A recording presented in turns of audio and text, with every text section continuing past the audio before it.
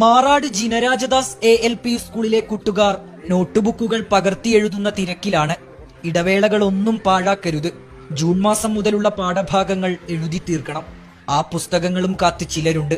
കുത്തിക്കുറിച്ച നോട്ടുബുക്കുകളെല്ലാം കുത്തിയൊലിച്ചെത്തിയ മലവെള്ളപ്പാച്ചലിൽ ഒലിച്ചുപോയ ചിലർ.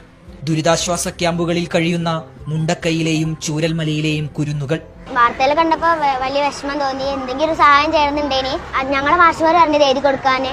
അതുമല്ല, വയനാട്ടിൽ സ്കൂളിൽ പോയി ഓരോ ബുക്കൊക്കെ പോയി. അപ്പോൾ അവർക്ക് പരീക്ഷയ്ക്ക് പഠിക്കാൻ ബുക്ക് വേണമെന്ന് മാഷുമാർ പറഞ്ഞപ്പോൾ ഞങ്ങൾ പറഞ്ഞ് ഞങ്ങൾ എഴുതിക്കോളാം പറഞ്ഞ് ഞങ്ങൾ എഴുതി. വിട്ടുപോയ ഭാഗങ്ങൾ നോട്ട്സ് എഴുതി കൊടുക്കും. 138 കുട്ടികൾക്കുള്ള നോട്ടുബുക്കുകളാണ് തയ്യാറായത്.